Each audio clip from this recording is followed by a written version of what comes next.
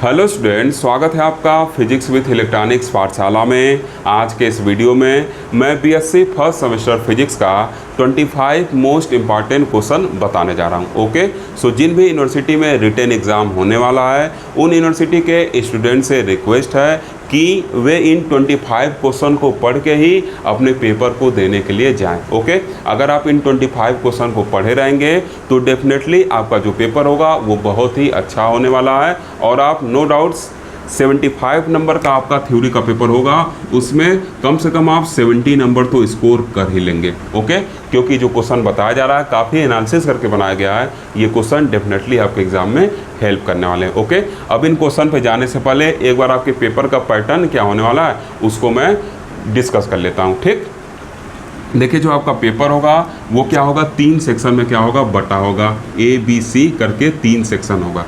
ठीक, A section जो होगा इसमें क्या होते हैं, वेरी शार्ट टाइप क्वेश्चन पूछे जाते हैं जो 50 वर्ड में आंसर देने होंगे। और जो सेक्शन बी होगा इसमें क्या होंगे, शार्ट टाइप क्वेश्चन पूछे जाएंगे। और सेक्शन सी में जो होगा इसमें लॉन्ग टाइप क्वेश्चन पूछे जाते हैं। ओके, सेक्शन सी में क्या रहेगा, 4 क्वेश्चन रहेंगे, इसमें से 2 आपको क्या करने होंगे, सॉल्व करने होंगे, मतलब लिखने होंगे। और सेक्शन बी में क्या होगा, इसमें आपको 6 क्वेश्चन दिए जाएंगे, इसमें से 4 आपको करने होंगे। और जो सेक्शन ए होगा इसमें आपको जितने भी क्वेश्चन दिए जाएंगे सब के सब करने होंगे। ठीक, प्रेजेंट टाइम में अभी मैं अवध यूनिवर्सिटी का एग्जामिनेशन पैटर्न देखा हूँ, तो उसमें देखिए पेपर कैसे आ रहा है कि जो ये सेक्शन सी है इसका हर एक क्वेश्चन जो है वो क्या आपका 10.5 मार्क्स का है। ठीक, तो इसमें देखिए आपका क्या है, 2 क्वेश्चन करना रहेगा सेक्शन सी में, तो क्या हो गया, यहाँ से आपका 21 मार्क्स हो गया। ठीक, 10.5 नंबर का क्या है, एक क्वेश्चन है सेक्शन सी का, 4 में से 2 करना है, तो क्या हो गया 10.5 × 2 जो होगा वो क्या होगा 21 नंबर यहाँ से हो गया। और जो आपका सेक्शन बी है इसमें 6 क्वेश्चन रहेगा, इसमें से 4 करना है। ठीक, और जो सेक्शन बी का हर एक क्वेश्चन है वो आपका क्या है, 6 नंबर का है, तो यहाँ से आपका क्या होगा 4 × 6 24 नंबर सेक्शन बी में मिलेगा आपको। ठीक, और जो सेक्शन ए है उसमें 10 क्वेश्चन है और हर एक क्वेश्चन क्या है 3 नंबर के, तो यहाँ से क्या हो गया 30 नंबर। क्लियर, बात समझ में आया। ये जो मैं पैटर्न बता रहा हूँ ये अवध यूनिवर्सिटी का एग्जामिनेशन पैटर्न है, इसको बता रहा हूँ, आप अपने यूनिवर्सिटी का एक बार देख लीजिएगा। ठीक, DDU का भी एग्जामिनेशन पैटर्न आया नहीं है, जैसे आएगा मैं उसको भी बता दूंगा। ठीक, सेक्शन ए में क्या रहेगा, 10 क्वेश्चन रहेगा, हर एक क्वेश्चन 3 नंबर के होंगे, मतलब 30 नंबर यहाँ से आपसे पूछा जाएगा और हर एक क्वेश्चन आपको करने होंगे सेक्शन ए के। ठीक, फिर जो सेक्शन बी है इसमें 6 क्वेश्चन रहेंगे, इसमें से 4 करने रहेंगे और हर एक क्वेश्चन 6 नंबर के होंगे, तो 4 × 6 क्या हो गया 24 मार्क्स का हो गया यहाँ से। और फिर जो सेक्शन सी रहेगा इसमें आपको 4 क्वेश्चन दिए होंगे, इसमें से 2 क्वेश्चन करने होंगे और हर एक क्वेश्चन 10.5 मार्क्स होंगे, मतलब 10.5 × 2 क्या हो गया आपका 21 मार्क्स का यहाँ से हो गया। ठीक, तो देखिए 30 + 24 54 हो गया और यहाँ से 21 75। ठीक, इस तरीके से क्या होगा आपका जो क्वेश्चन होगा 3 सेक्शन बट क्या आएगा। क्लियर, आगे बढ़े।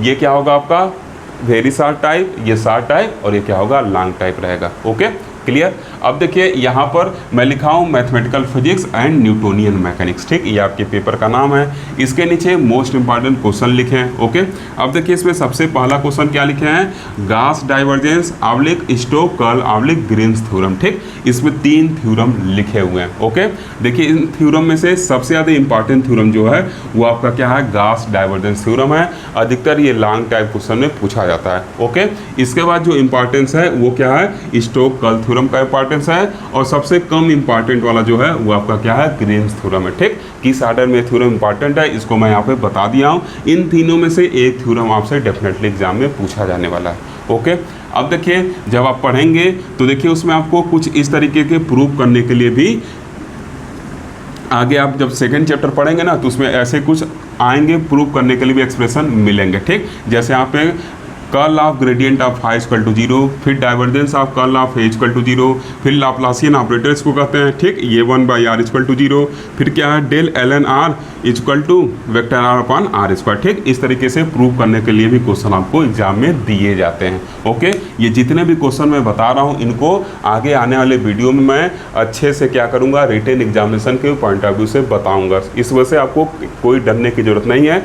हर एक क्वेश्चन जो 25 क्वेश्चन यहाँ बताए जाएंगे इनको अच्छे से आपको आगे पढ़ाया जाएगा, वहाँ से आप वीडियो को देख के अपने नोट्स को भी बना सकते हैं। ओके, अब देखिए यहाँ पर थर्ड क्वेश्चन क्या पूछ रहा है, रिलेशन बिटवीन कोऑर्डिनेट सिस्टम। ठीक, कोऑर्डिनेट सिस्टम जो आपका तीसरा चैप्टर है उसमें कोऑर्डिनेट सिस्टम के बारे में पढ़ना है, Cartesian coordinate, spherical polar, cylindrical. ठीक, तो स्फेरिकल पोलर सिलिंड्रिकल में क्या रिलेशन है, या कार्टेशियन स्फेरिकल में क्या रिलेशन है, या कार्टेशियन सिलिंड्रिकल में क्या रिलेशन है, ये सब पूछा जाता है। ठीक, तो इनको भी आगे बताया जाएगा। ओके, अब फिर देखिए चौथा क्या पूछ रहा है, expression for velocity and acceleration in spherical polar coordinate. ठीक, स्फेरिकल पोलर कोऑर्डिनेट में वेलोसिटी और एक्सेलरेशन का क्या एक्सप्रेशन होगा, ये भी कभी कभी पूछा जाता है। Okay, clear. अब देखिए यहाँ पर आपका जो चौथा चैप्टर है मैथमेटिकल फिजिक्स का, वो क्या है, टेंसर है। ठीक, तो टेंसर का एक इंपॉर्टेंट क्वेश्चन क्या बनता है, define chronicle delta and it's property. ठीक, इस तरीके से 5 क्वेश्चन आपको बता दिए गए। आगे अभी 20 क्वेश्चन आपको और बताए जाएंगे जो काफ़ी ज़्यादा इंपॉर्टेंट होने वाले हैं। ओके, देखिए स्टूडेंट, अब जो 6 नंबर क्वेश्चन है वो क्या लिखा गया है, लिखा गया कि what is tensor and distinguish between symmetric and anti symmetric tensor. ठीक, ऐसे करके पूछ सकता है। और आगे क्या पूछ सकता है, so that symmetric property of tensor are invariant. ठीक, ये भी क्वेश्चन आपके लिए क्या है, इंपॉर्टेंट है। फिर आपको इनर्शियल और नॉन इनर्शियल फ्रेम के बारे में भी जानकारी रहनी चाहिए, इससे भी क्वेश्चन आता है। ठीक, यहाँ से हम लोग क्वेश्चन नंबर 7 से हम लोग न्यूटोनियन मैकेनिक्स में इंटर कर चुके हैं, मतलब पार्ट बी में इंटर कर चुके हैं। ओके, अब देखिए यर्थ नंबर क्वेश्चन क्या पूछ रहा है, यर्थ का रहा state and explain Newton's law of motion. ठीक, ये पीछे के क्लास में आप पढ़े हैं।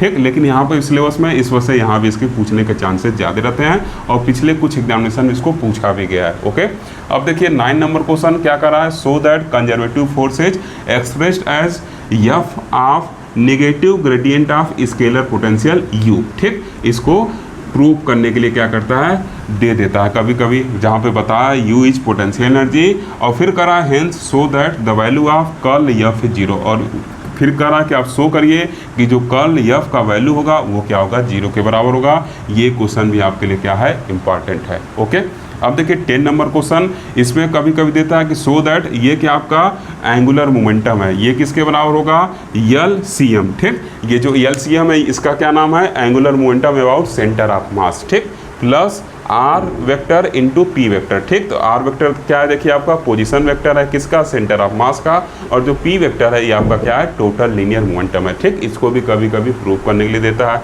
यहीं पे देखिए मोमेंटम इक्वल टू क्या होता है, मास इंटू वेलोसिटी होता है। तो देखिए यहाँ पर इसी चीज़ को दूसरे तरीके से L vector equal to LCM vector plus R, यहाँ पर मास इंटू वेलोसिटी करके लिखा गया। मास स्केलर क्वांटिटी, इसके वजह से इस पर वेक्टर नहीं लगाए हैं, वेलोसिटी जो है स्केलर क्वांटिटी, इस वजह से यहाँ पे वेक्टर लगाएं। ठीक, इस पी की जगह ऐसे भी लिख के कभी कभी पूछता है। ओके, फिर देखिए 11 नंबर क्वेश्चन क्या कर रहा है, perpendicular and parallel axis theorem. ठीक, आगे जब आप पढ़ेंगे तो आपको परपेंडिकुलर और पैरेलल एक्सिस थ्योरम पढ़ा जाएगा, इसको भी कभी कभी प्रूव करने के लिए देता है। ठीक, और इसी परपेंडिकुलर और पैरेलल एक्सिस थ्योरम के से कई सारे बॉडी आपके सिलेबस में दिए गए हैं जिनके मोमेंट ऑफ इनर्शिया को क्या करना है, निकालना है। ठीक, तो वो भी क्या है, काफ़ी ज़्यादा इंपॉर्टेंट है।